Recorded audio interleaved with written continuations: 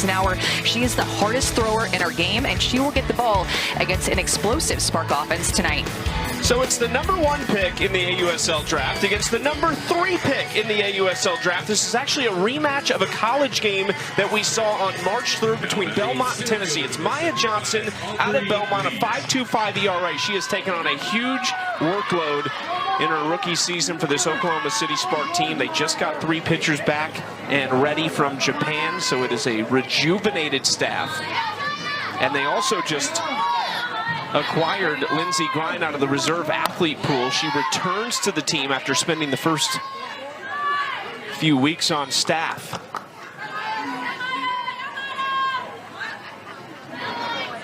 Aubrey Leach leads things off for Carolina and takes the first 2 pitches. It's a 1-1 count for Aubrey.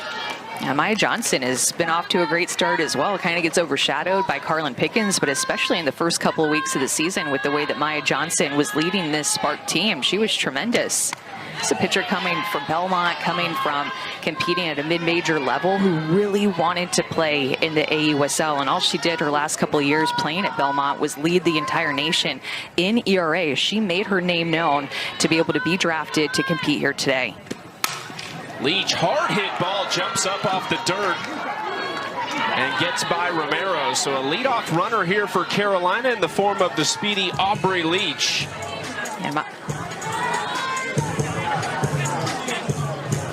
So Leach aboard to set the table for another very talented rookie, Reese Atwood. She's hit safely in 7 of the last 8 games. She actually has a 7-game hit streak in her last 7 starts. That first play ruled an error on Sydney Romero. The other thing that really stood out, we've seen this at the college game, but we really got to see it on display this past weekend for Reese Atwood, is the absolute cannon that she has behind the plate. Cut down 2 runners trying to steal in Utah. Made a couple other great plays from behind the dish. The rookies on the Blaze have really made a major impact. And the rookies across the AUSL have made a major impact. But these 3, Reese Atwood, Dakota Kennedy, and Carlin Pickens, who we were just talking about, have been instrumental in their success. A rookie hit in the 2 and 3 hole, and a rookie getting the start in game 1. Reese Atwood out in the right field. Coming on to make the catch is Amari Harper. 1 away for Johnson. Coming to the plate, left fielder number 22. Oklahoma City has lost 4 straight. They've lost 7 of their last 9. It's a team that started really well, got a series win over the Volts, and then won the first game of the Chicago series. So got off to a 3-1 start. They had one of the best offenses in the league, but things have just started to cool off. The pitching has not been great so far this year, so that's why they're so excited to have this trio back from Japan. And then also they add that 6th arm with Lindsey Grine.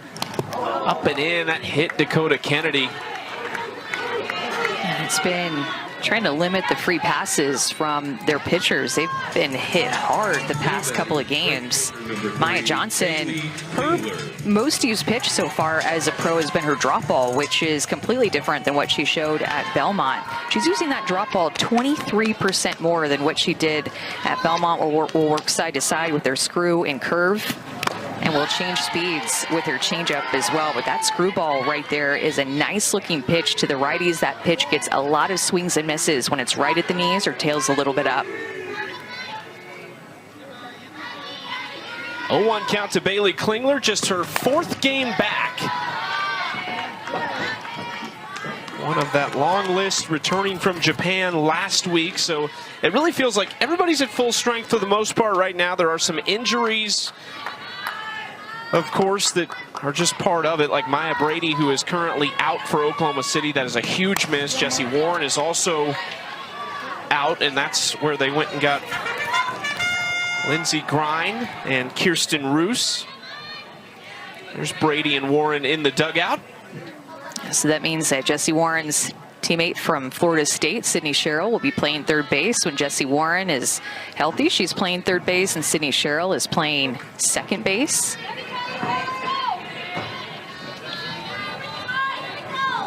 Klingler just 1 for 9 in the first 3 games back. Takes that pitch outside, ball 1.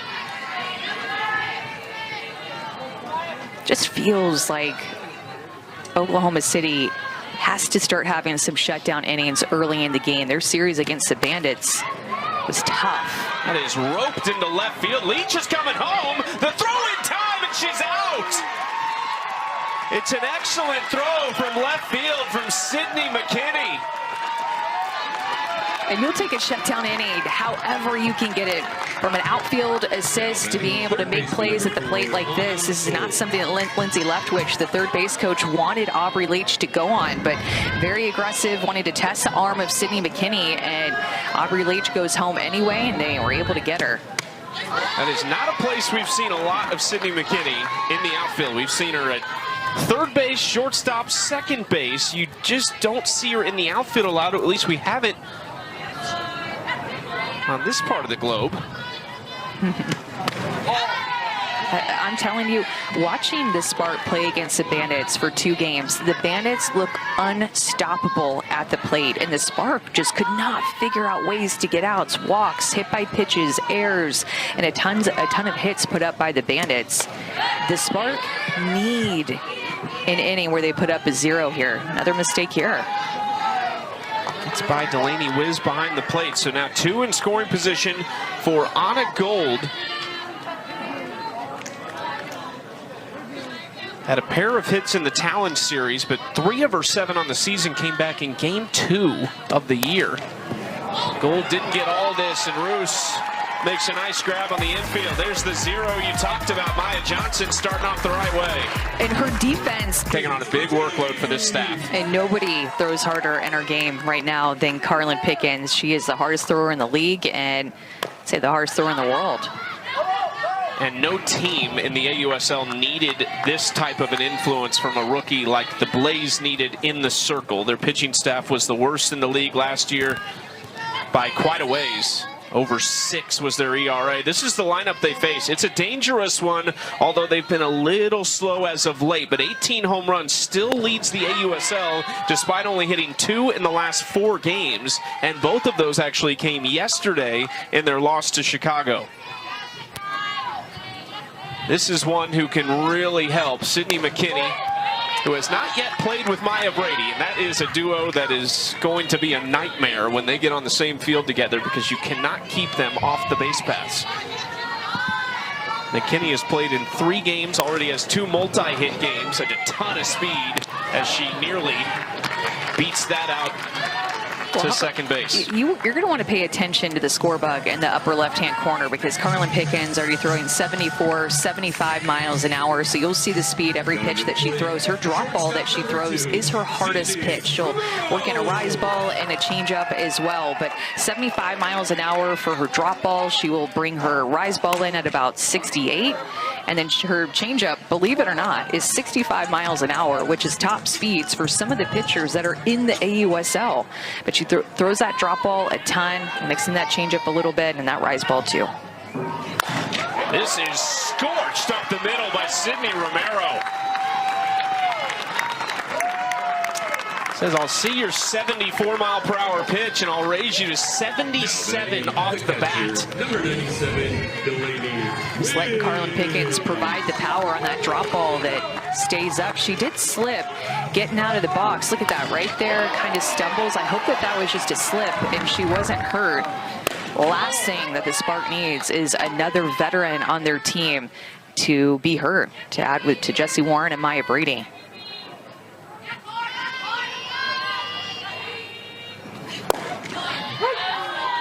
Strike one, Delaney Wiz. A 1-1 count for the 3-hole Wiz. Just 3 for 16 in the last 6 games. Had a great start to the season. Hits in 6 of the first 7. Rips it to left. It's a no-doubter over the bleachers for Delaney Wiz. Her 5th home run of the season.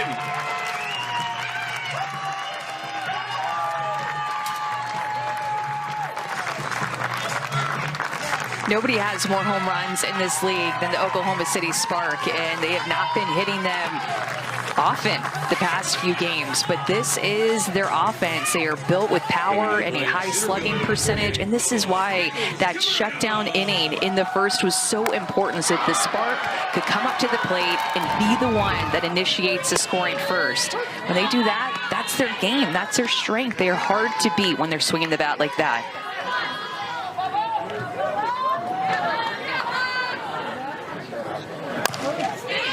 Ground ball left side, tough one to handle for Gold. That's an excellent play at third base, and there's 2 outs. The home run for Wiz ties her for second in the league with Maya Brady and Aaliyah Benford. The leader, of course, is Megan Grant. Look at how deep Anna Gold gets into her legs right here to generate power to make that long throw. If she's up out of her legs, there's no way that she has enough upper body strength to make that long throw, but she knew she needed to use her bottom half to be able to make that out. Just 1 error on the season for Anna Gold. It actually came in this last series, game 1 against the Talons. Chopper to Jenna Laird, another one of the many shortstop options they have on the field. She's at second base. How about OKC on the board? This is approximately noon Eastern, also in action Tuesday. The Americans, Taylor Townsend, Taylor Fritz, and Madison Keys. That's Tuesday on ESPN. All those matches also streaming on the ESPN app. Center had a tough one today, and no Carlos Alcaraz. Been injured with a wrist injury. It's been an interesting month in tennis because the French Open, all the stars just seem to disappear in that one. I know. See if they can rebound a little bit here. Inning number 2 for Maya Johnson. She had base runners to deal with. Aubrey Leach reached on an error, a hit by pitch, and then a single, but was able to strand a pair. Also got a ton of help from that great throw out in left field by Sydney McKinney. Now faces Jenna Laird to lead things off. The former Missouri Tiger had a really slow start to the season, but was 5 for 10 against Utah in that 3-game series. How fun was that series in Durham that we had at the Durham Bulls Stadium? And we had great crowds and ground ball left side. That stayed perfectly on the ground for Sydney Romero, and there's 1 out. Well, I do want to point out it's a little bit tricky because this turf does a great job of looking like dirt, but it is completely turf. Yeah, I know, it's tricky. I had forgotten until this very moment. I know. And Romero got a weird hop earlier, and I was thinking, it's the dirt, but it's so funny. This turf is probably the turf that it just looks exactly like dirt, like more than any other turf I've ever seen. I think on TV it's easier to tell, so before the viewers are too harsh on us. 1-1 count for Alyssa Brito. Has to be comfortable in this part of the country, not far from Norman, where she spent 3 years at Oklahoma, 3 national titles, a couple first-team All-American nods.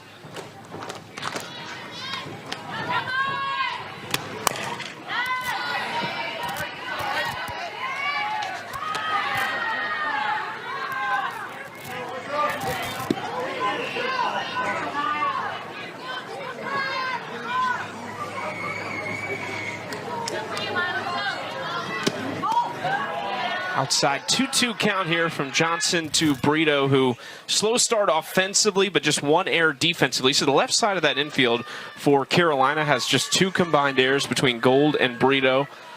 It's been a great partnership over there. Brito takes again, full count. She also made a SportsCenter top 10 play while mic'd up, talking about making coffee for her teammates this past weekend against Utah. She's so athletic. Good swing here into center field. Brito's got a 1-out base hit. They're definitely looking for her bat to get going a little bit more, kind of like Jenna Laird, whose bat did get going in Durham last weekend. This is a little bit off the end of the bat, but she's just so strong, able to muscle that curveball out to center field. Didn't get all of it, got enough of it. She'll take it. Just her 6th hit of the season so far. That is strike 1 on the inside corner to Devin Netz, who we only saw for 1 at-bat in their Game 3 win over the Talons. It was a solo home run. It was Devin's 2nd of the season. She falls behind 0-2. You know, it's just been so interesting to me, Chucky, watching Maya Johnson come to the AUSL and completely change her pitch usage and the type of pitcher that she is. When she was at Belmont this past season, she threw her rise ball 40% of the time and only threw her drop ball about 17% of the time. But here, she is a more down ball pitcher with her drop, screw, curve, and change. And her rise ball is her least used pitch after being her most used pitch at Belmont. It's so challenging to do, is to completely change your game, and it's because these hitters are so powerful. We're seeing a lot of home runs in our game, the college game, but of course here in AUSL as well. So trying to keep the ball down, avoid elevating pitches up in the zone, because then a hitter tends to elevate them out of the park. So she's leaning more down in the zone to keep the ball on the ground. Well, we saw probably her best outing of her career a couple weeks ago. 4 innings against the Bandits, ended up in a run rule win in just 5. But she only gave up 1 hit, 2 walks, 4 Ks, and no, because she had a lot of right-handed bats that she was really hammering away with the screwball that was basically being thrown to perfection that day. Threw a complete game in their season opener on this field, a win over the Bolts. Gave up 5 earned, but I think that moment right there still showed she can fight through it at the pro level. There's the strikeout. And the screwball that you were talking about, that she loves to throw to the right-handed hitters. And that one, I feel like at times her screwball can kind of move differently. Sometimes it kind of serves as a backdoor curve. It kind of comes back on the plate. Other times it moves up. Other times it actually moves away from the hitter. It's kind of tricky.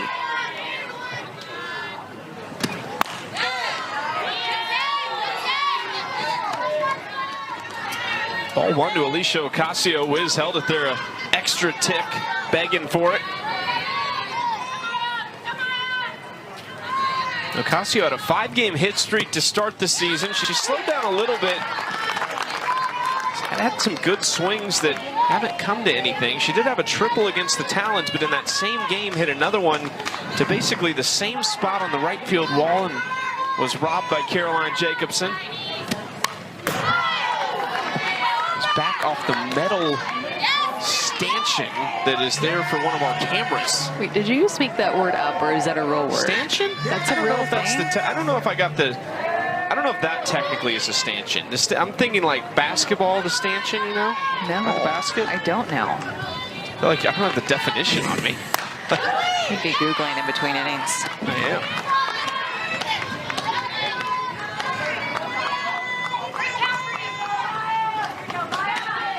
2-2 count to Ocasio with 2 outs. And there she goes on strikes, back to back. Looking strikeouts for Maya Johnson. 2 shutout innings for the rookie. Triple Crown circuit, and Reese told me that the trust and the communication has really come naturally because of that. She said it's been awesome to see that Carlin's confidence hasn't changed one bit facing off against the best in this league, and seeing that same level of attack at a new level is really inspiring to her. That feels like an unfair duo at any level, but at the youth level, that is ridiculous. Ground ball right side for Laird, and there is 1 out to start the 2nd inning. Well, I'm sure that Carlin Pickens is happy to be on the same team as Reese Atwood as her senior year and junior year. It was Texas that ended Tennessee's season at the Women's College World Series. So Reese Atwood, of course, on that Texas team facing Carlin Pickens. Reese Atwood, 2-time national champion, back there behind the plate. This year, Tennessee was in the driver's seat in the winner's side of the bracket. Carlin went to 3 Women's College World Series in her 4 seasons at Tennessee. We first saw her back in 2023. Remember that pitching staff? Ashley Rogers, Peyton Gottschall, and Carlin Pickens. That was a good one. 3-headed monster, and they had one of those again this year. Just different names. Yeah, good chance we see Sage Margetko and Aaron Newer next year in the professional league. Here's a newbie to this OKC team. Just game 2 for Kirsten Roos. Rookie out of Georgia, played a few years at Coastal Carolina as well, but wasted no time in getting to know her teammates with a tremendous defensive play last night. That last pitch was really close. Thought that was going to be strike 3. It looked like she caught her looking. And goes to her changeup. So a lot of familiarity with some of these players that are facing Carlin Pickens in the league that are rookies. So Bruce playing at Georgia. They played them in Super Regionals. They've matched up this past year. Saw the same thing happen when they played last weekend. Saw her teammate Sarah Gordon this past weekend with Utah. That's right. Have a great outing against Pickens. Was 3 for 3 in the first game. She might have texted Sarah, hey, what's the scout here? Remind me. It's a quick turnaround for Roos to get the call and come up to be a part of this league. Goes down on strike. Strikeout number 1 for Pickens. It's going to be your drop ball out at 74 miles an hour. Goes back to that spot that she did not get the call earlier in the count. And this time she gets a swing and miss. Now Haley Lee in the 8th spot for Oklahoma City. First pitch swinging, bounces up nicely for Brito. Low throw, picked off the turf by Devin Netz. 1-2-3 for Carlin Pickens. Carolina coming up in the 3rd, trying to get something going with the bats.